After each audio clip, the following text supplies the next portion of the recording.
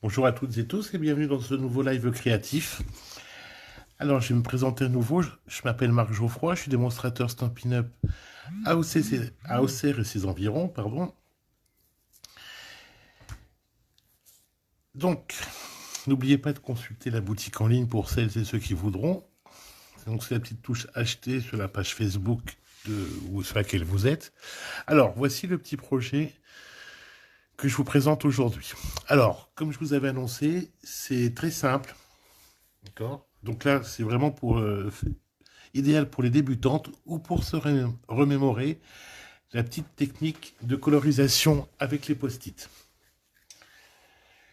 Alors, voyons. Je vais pouvoir commencer. Est-ce que vous m'entendez bien?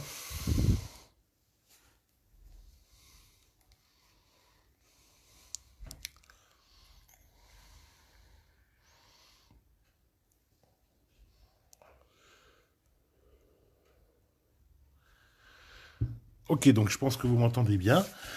Alors, qu'est-ce qu'il va vous falloir aujourd'hui? Alors, une demi-feuille à 4 pliée en deux. Alors, peu importe dans quel sens, n'est-ce pas? Alors, là, j'ai pris un quart de feuille carré moulu. Donc, toujours des couleurs Stampin' Up. Je vous redonnerai exactement les dimensions après. Un quart de feuille blanc. Alors, je jette mon petit post-it là où j'ai marqué mes notes, pris mes notes. Bien sûr, des post-it, c'est un petit peu le but pour aujourd'hui.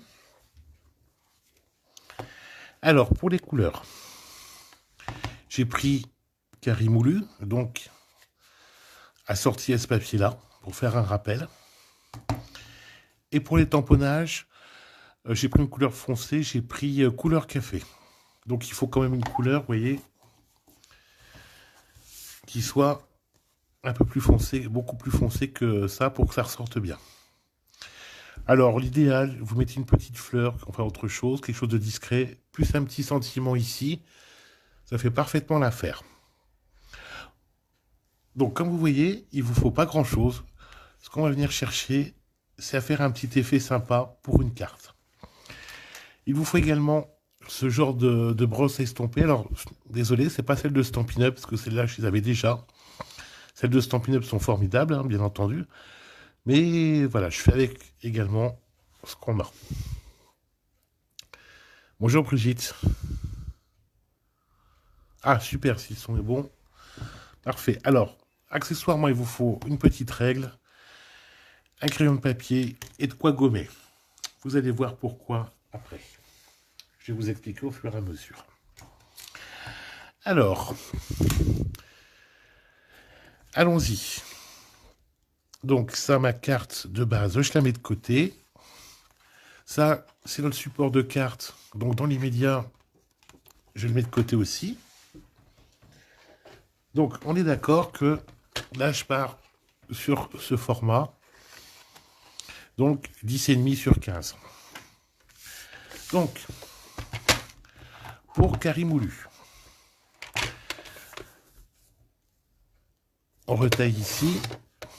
Donc, pour que ça fasse 10 sur 14,5.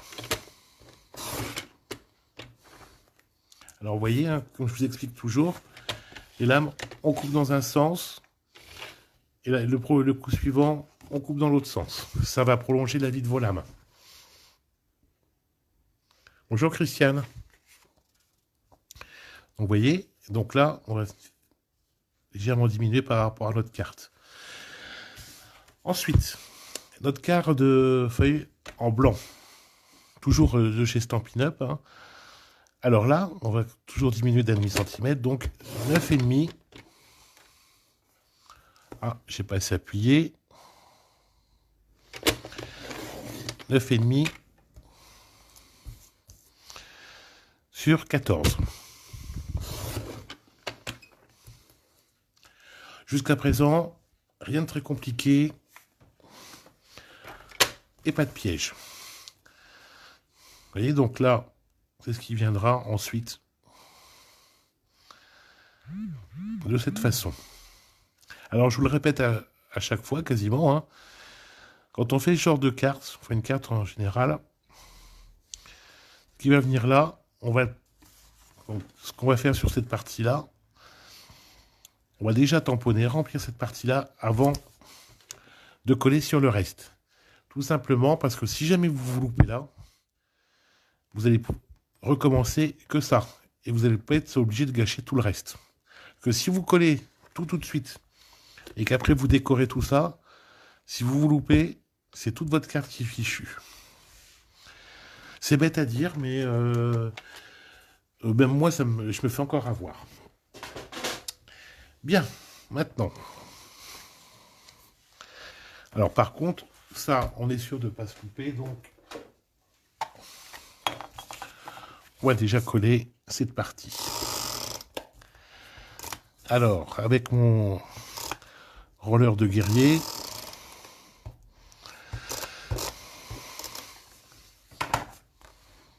hop, qui me colle un peu sur le bout du doigt. Bonjour Armel.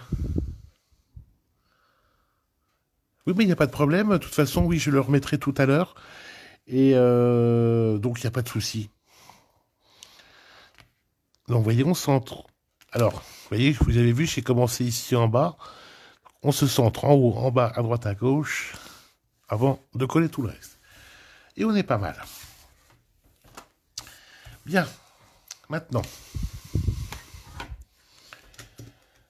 reprenons notre règle. Alors là, on va se baser, vous voyez, si vous avez du papier quadrillé comme moi, ici, bon, j'ai un peu triché, c'est celui de Stampin' Up. Enfin non, je n'ai pas triché d'ailleurs.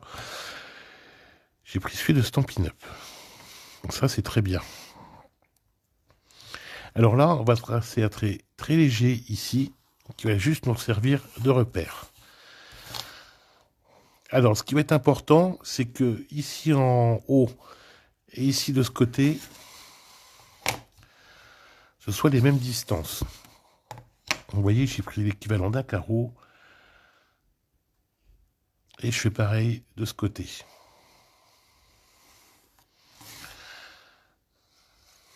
Alors, à mon avis,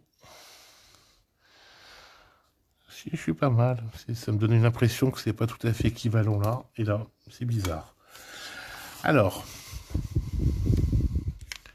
bonjour Valérie. Alors, on va commencer, vous voyez, on met notre premier post-it. Ici, alors l'avantage, c'est que les post-it, ça coûte quand même pas très cher, c'est pas très dispendieux, comme on dit. Donc c'est une dépense qu'on peut quand même se permettre. Et souvent, on en a déjà même à la maison. Alors, certains et certaines utilisent aussi du scotch repositionnable. C'est pas très cher, mais on en a moins d'utilité que les post-it.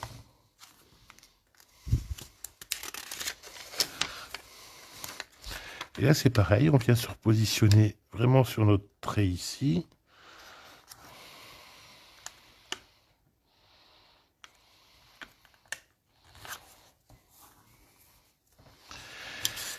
Et, tac, si on voit qu'on n'est pas tout à fait droit,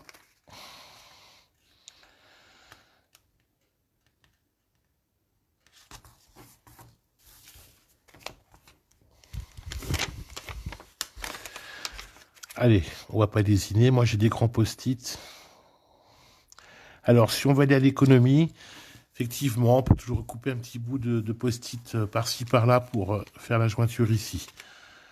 Ouais, moi, je vous avoue, je les ai achetés dans les magasins qui commencent par A et qui finissent par Action. Et moi aussi, j'y vais, hein, des fois. Alors maintenant,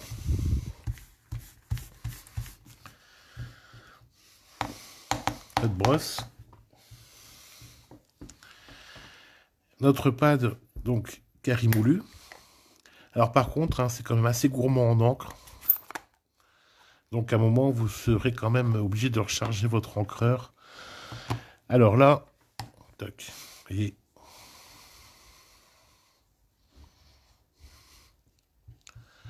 on n'hésite pas aussi à prendre de l'encre sur les bords. Là, on enlève un peu de surplus. Tac, et là, on commence bien à ce niveau-là pour venir ombrer ici et que ça fasse vraiment un dégradé. Et on tourne. Et on tourne pas la queue du chat, comme disait la chanson, mais on tourne.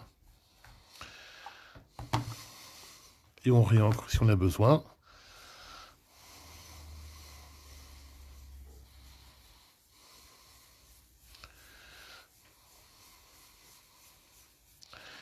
Voyez, toujours de l'extérieur vers l'intérieur de la carte.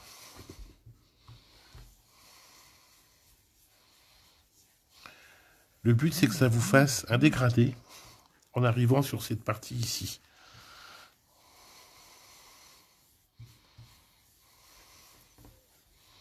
Et vous tirez votre encre au fur et à mesure.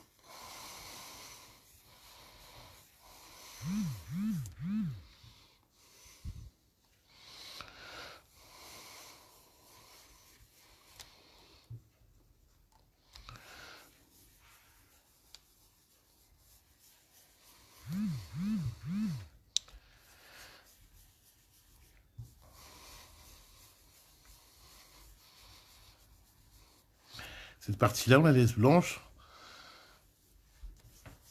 Le but, c'est pas de coloriser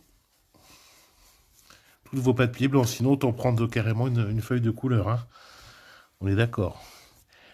Là, ici, si on veut accentuer un peu le marquage ici, et ben on revient, tac, et on marque un peu plus ici.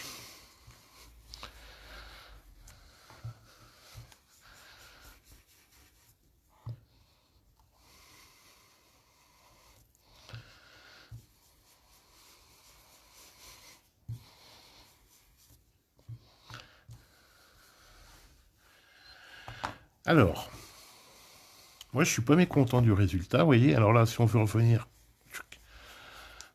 voilà, ça va légèrement uniformiser.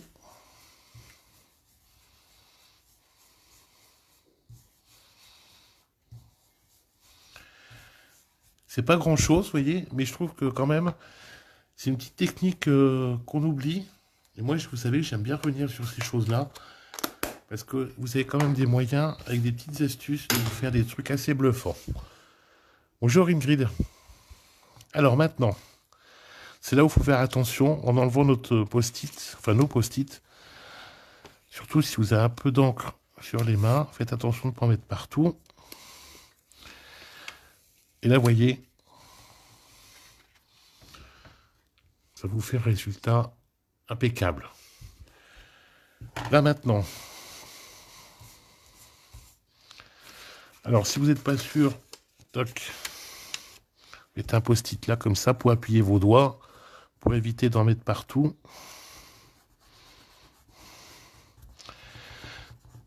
Et là, vous gommez.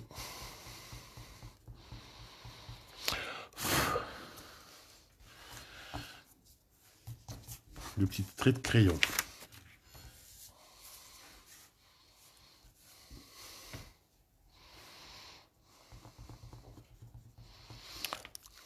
Et vous voyez, toc, ça va légèrement baver l'encre, c'est pas très très grave. Bon, vous voyez, il ne faut pas marquer beaucoup, c'est juste après. Voilà, et c'est impeccable. Vous voyez, ça vous fait quand même un résultat assez sympa, avec finalement pas beaucoup de matériel. Maintenant, on va prendre notre encre Trait Café. Alors, je vous l'avais déjà expliqué. Vous voyez, ici, il y a une petite bande. Alors, derrière, vous avez les couleurs de Stampin' Up, enfin, de votre encreur, là. Donc, en plusieurs langues. Hein. Et ici, une petite bande qui est toute de la couleur, effectivement, de votre encreur. Ici, devant, on met... La caméra se règle, voilà. Un peu flou, donc couleur café. Et ici, dans l'interstice, je me suis un peu loupé, ça a collé de travers. On met notre couleur, parce que des fois, c'est pas toujours facile à voir. Mais au moins là, on sait ce que c'est, à quoi ça correspond. Alors, un premier bloc acrylique. Alors, qu'est-ce que j'ai choisi comme set? Pour la deuxième carte, pétale de romance. Par quoi est-ce qu'on peut commencer?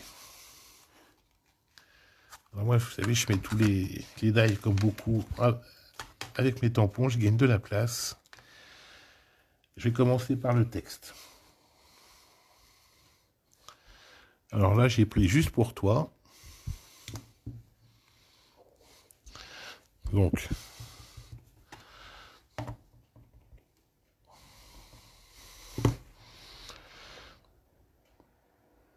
je suis dans le bon sens.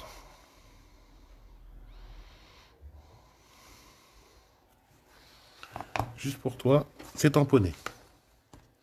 Et on le met là, comme ça ressort bien.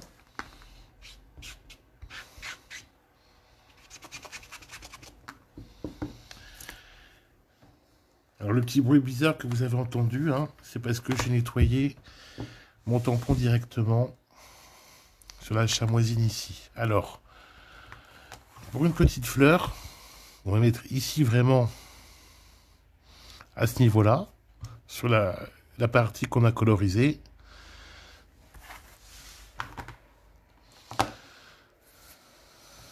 Et fatalement, je me suis mis de l'encre sur les doigts. Alors, mon encre, vous voyez, j'appuie très très légèrement mon encreur sur mon tampon, ça évite d'en mettre sur les bords et après que ça s'abîme. Alors, par contre, vous voyez,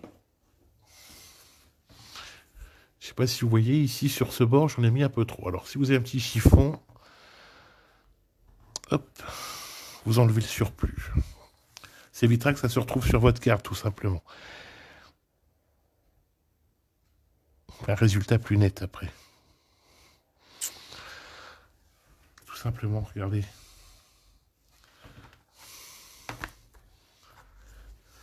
Comme ça ressort bien. Vous n'avez pas forcément besoin de mettre beaucoup plus, parfois. Hein, parce qu'on a toujours tendance à mettre beaucoup, mais des fois, surtout si vous avez des... comme ici, j'ai une petite pensée pour quelqu'un, ou des fois les cartes un peu plus délicates, comme pour les condoléances, malheureusement, donc faites simple. Vous savez, des fois c'est aussi bien.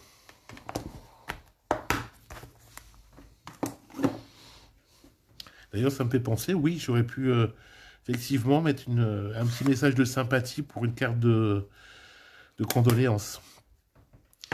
C'est vrai qu'on ne sait jamais trop comment les faire, ces cartes, c'est toujours tellement délicat. Donc,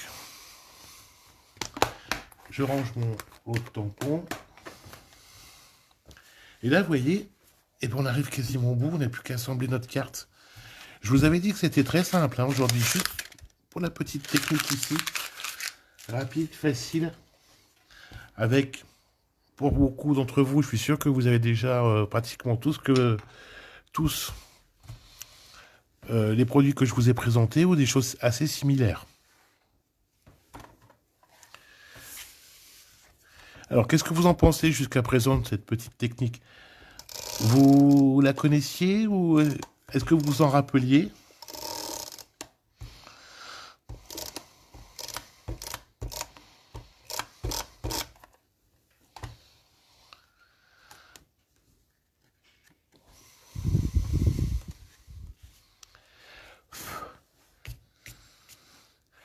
Alors là, on va venir. C'est pareil, donc on va se caler en bas à gauche. Toc. Quand on voit qu'on est à peu près centré, on pose le reste de notre carte. On rectifie, hop, éventuellement, je me suis légèrement décalé. Et votre carte est prête.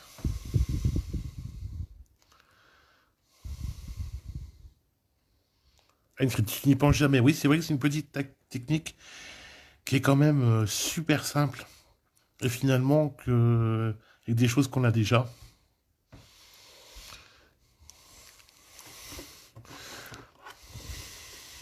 Vous voyez, alors celle-ci, c'est quasiment similaire. J'ai juste légèrement fait avec une autre couleur. J'ai fait avec la Narcisse Délice. Donc ça vous donne une teinte un peu plus claire. J'ai un peu décalé ici, donc plus vers la droite. C'est un peu différent. Après, bien sûr, vous faites avec les couleurs que vous voulez, hein.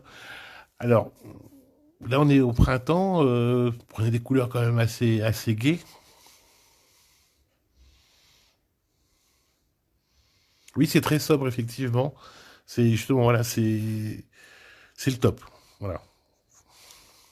J'aime bien quand c'est sobre. Vous voyez, il vous a fallu, en fait, là, pour celui-là, euh, en fait, 3 post-it de cette rectangulaire. Mais je suis sûr qu'avec 2, en retaillant et tout ça, on aurait assez. Vous voyez, c'est pas grand-chose. Alors, je vais vous donner une petite astuce supplémentaire. Alors, tiens, je vais sur le verso ici. C'est pareil, là, vous tracez, mettons 2 traits là. Si on veut mettre uniquement un tamponnage ici au milieu, que ce soit, par exemple, un tampon de fond et tout ça, c'est simple, hein. Merci, Dominique. On remet des post-it ici. Tac. Alors, c'est pareil, si vous avez du papier quadrillé, ça va quand même bien vous guider. Alors, bon, j'arrive au bout de celui-là. Toc. Alors, on va dire, mettons, allez, ici. Je suis pas centré, mais c'est pas grave, c'est juste pour vous donner l'idée.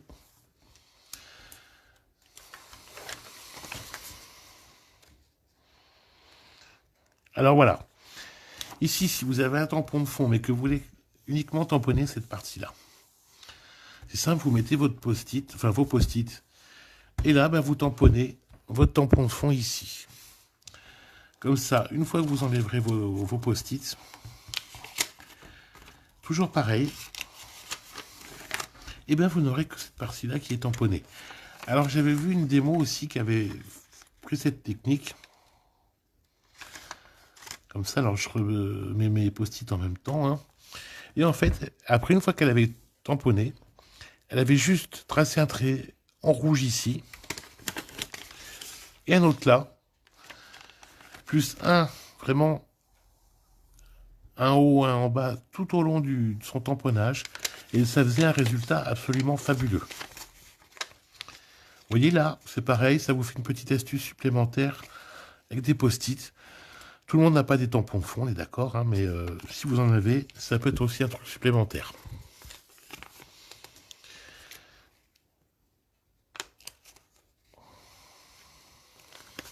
Alors maintenant que les post-it sont rangés, voilà. Vous voyez, moi aussi, je vais à l'économie, hein. Hop, je les réutiliserai. Alors, est-ce que vous avez besoin de renseignements sur une petite astuce supplémentaire pour cette technique?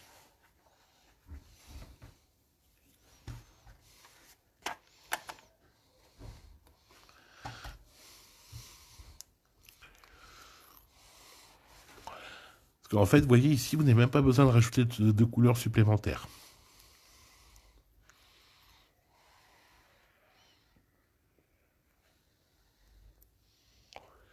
Bonjour Virginie.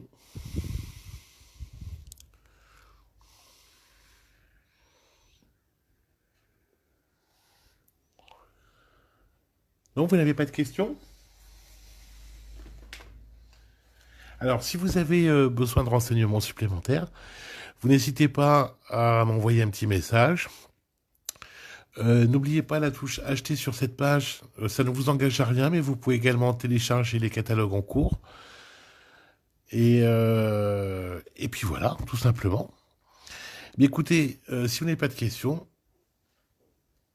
et merci Christelle, c'est gentil. Si vous n'avez pas de questions, je vous souhaite... Ah, Virginie. Non mais c'est pas grave Virginie, de toute façon je remettrai le replay. Donc c'est aucun souci, personne n'est jamais en retard avec moi. Il n'y a aucun problème. Eh bien, bonne journée à toutes. Merci d'être resté à la fin. J'espère que cette petite astuce vous a plu. Je remettrai le replay ensuite. Et comme toujours, je vais télécharger d'ici ce week-end cette vidéo pour la mettre sur ma chaîne YouTube plus tard, que vous pourrez continuer également à retrouver plus facilement. Prenez soin de vous. Je vous souhaite une bonne fin... pardon, excusez-moi. Je recommence. Je vous souhaite une belle fin de journée. Je vais y arriver. Prenez soin de vous.